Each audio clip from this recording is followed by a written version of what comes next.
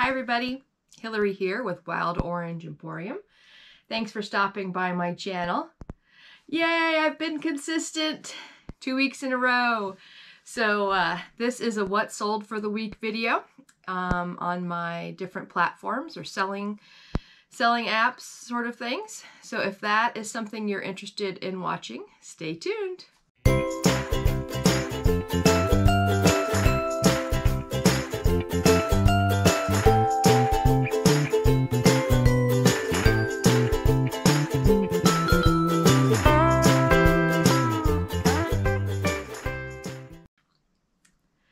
So thanks for watching the last video. I really appreciate it. I realized, that I don't have to show you everything that I sold for the week. I can do just like a highlights, like the top 10. Because you don't need to know if I sold fingernail clippers. Really? Do you care? Probably not. So let me start doing that, and I'll be consistently showing you the top 10. So for this week, I had goose egg sales on Curtsy. And I told you before, it's a newer app, younger generation. And I also decided that I'm not going to stress out about cross-listing to there. If I sell something, that I'll add something, or for sure if I know. I received some Sorel, S-O-R-E-L, maybe I'll put a picture down, boots that are new without box, and I posted them on there because they're very trendy. Okay, on Etsy, another goose egg. But I just started listing on there. I have 20 items that I use List Perfectly and listed them on there, and it's my vintage items. So we'll see how that goes. Typically when you start out, sometimes it's harder to get the ball rolling on a platform. You know, they want to see the platform, the algorithms want to see consistency. Oh, hey, I didn't even plan that one. See consistency. And also with vintage, they tend to be a little higher priced. So we'll see how that goes. I also saw that List Perfectly cross-posts to Facebook Marketplace. Apparently I was just focused on Mercari and Poshmark and Etsy and wasn't paying attention. So I put one up on Facebook Marketplace using List Perfectly. And I had a question for you, for the people that are resellers. Do you hide the items from your friends? And why I asked that hide, is because I wouldn't want to see 800 items for sale from my friends constantly on my feed. And because I'm the one listing, I don't know how it looks, how it comes across other people's feeds. Does that make sense? Because I don't have very many people that are selling items. So I just want to see if you use that feature. I know that if you use that feature, I think I'm a part of like 5 or 6 different, community groups on Facebook for my local area. And I wonder if I have friends that are also in those groups that it just wouldn't show it in that group. I hope that makes sense, but leave a comment below and let me know what you do for your area. Then I had 2 sales on Mercari. I had 3 sales on Poshmark, and I had 15 on eBay. So that's a total of 20 sales, and I made $1 million. No, just kidding. So I'm not going to add them all up, but you can see some of the general, the gist of things, and I will try to do like my lowest highlight to my highest highlight, as in cost. I think that would be a good way to do it. Okay, so the first thing I'm showing you is a National Geographic 1971 Arctic floor map. My dad gave me a box of, let's see, on the camera, a box of National Geographic inserts.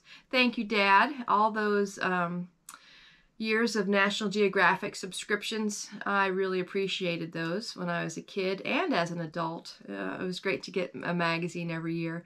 So he saved all of those, and I was listing them individually, and like this one sold for $1.99, and most of them sell for like 99 cents, like comparable sales. And so I had like 20 I listed this way, and I still have the rest of the box, and I think I'm gonna lot them up, hopefully try to sort them by year, because the return on investment, I didn't pay anything for them, obviously he gave them to me, but the return on investment with my time is high.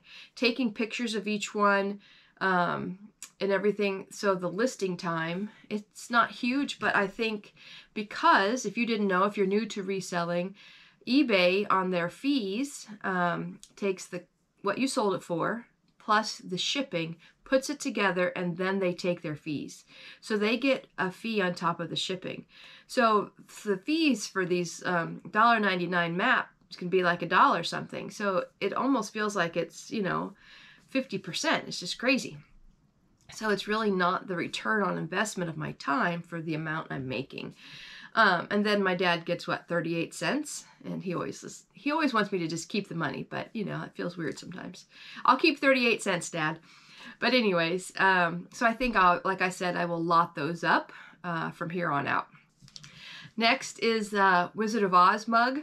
And I love Wizard of Oz. And I love this mug. On the other side, I didn't save a picture of that, is Dorothy. And it has poppies on it, and it's the blue gingham. But I've had this for a while, and I've been really selective about purchasing mugs because they're so heavy. They cost easily $10. You have to do priority mail, and the potential for them breaking is so high. So I only sold this for $5, and it's just not worth it. Now, the ones that are worth it are typically Starbucks mugs, or the ones that are trending or really old or special. But in our house, sometimes these mugs are like little pieces of art we like to collect, especially funny ones. The girls get them for their dad all the time, but we have lots of mugs. So, and we don't break them like we used to when the kids were younger. So just a thought, mugs are the cost ratio of the shipping to what someone wants to pay for them can be a little high, unless there are Starbucks mugs, because then some of those can sell for $20, $30. Okay, moving on. Next is this Luther Series 6 DVD. I sold this set on offer for $14 from Mercari. This is one of my auction finds, so I got it for 5 cents, which is a great return on investment, and it sold like in 48 hours. Next is this Lanza Keratin Healing Oil. I got these for 25 cents a box from my auction place and lotted them together in lots of 2. I took an offer for $15 on Mercari. Mercari is probably the simplest as far as 20% is what they take, and it's not off the shipping or anything like that. And all my items, the customer pays for shipping, and I think it just makes it streamlined and easy. And you may say, well, why didn't you mark these higher? And as many of you who've watched this channel or a subscriber, what's my motto? I'm not a warehouse. I'm not a storage facility. And I looked at the comps, and this is pretty much what those were going for. This next sale is a Boyz Bear.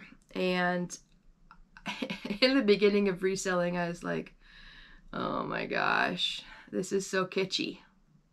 I am not a teddy bear, country, kitschy kind of girl. Do you know what I mean? But I'm sure I like snow babies, so I'm sure some people are like, ugh, those are terrible. So to each his own. But these Boyz Bears have sold consistently for me. And you may see on some people's Bolo, be on the lookout sheets that you can get all this money for them. Well, I haven't found any of those, and I have really stopped doing like auctions on them. So when I look up comps for Boyz Bears, I just look and see if there's some crazy prices that they've sold for. If they are, then I'll do it on an auction. But mostly I just try to, make them comparable. And this one sold for $16 on eBay. Sorry, I was doing a bunch of sneezing in there. So like I said, this sold for $16 on eBay. I took an offer. it has holding a little chick, and I purchased this for $3.99. It was in a bag of 2 at a thrift store with another Boyz Bear. Another one was the bunny. And you'll see in these next 2 sales, if you haven't started listing your Easter stuff, I think people are starting to buy Easter items. Oh, because I also sold something this week that I didn't put a picture up. It was my first Easter like soft cloth book with bunnies on it. Next is this My Blue Nose Friends bunny, and it's really heavy. And it's sold for $22.99, and I got it for $2.99. And like I said, I think the Easter stuff is starting to go.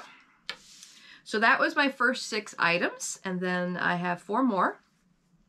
And this was something I picked up on one of my trips to Lexington to visit my daughter. And this cycling bib is Vanderkitten. Never heard of it. Vanderkitten cycling bib, or unitard. And I picked this up for $4.99. I took an offer for $33. And it has a few flaws on it, but it has a crazy cat logo on there, as you can see in the picture. And that sold in 24 hours and when I listed it. Next is this. Oh, the next 3 sales are my highest ones, and they were all on Poshmark. And Poshmark tends to be consistently, I'll sell higher priced items on there consistently, as you'll see. This was a Stella and Dot bracelet. This was a commission I sold for one of my friends, and I took an offer of $32. And next is one of the Adidas Tango New York Red Bulls Major League Soccer sweatshirts. A few videos back, I had picked this up at a thrift store, and it looked like someone had dumped their whole closet, and I had like 3 of these black Adidas sweatshirts. And so I picked it up for $5.99 and sold it for $36 on offer. And finally, drumroll, my highest sale of the week was this St. John tank or career knit top. I've kind of put all those words in there, and remember, St. John, not St. John's Bay. St. John's is a high-end, sells very well for me. My sister picked this up, and she said she was nervous. She bought them for $8 each, and I sold this for $75 on offer, and they are in excellent, like, new condition. So, no problemo there, Chels. Got that out the door this week.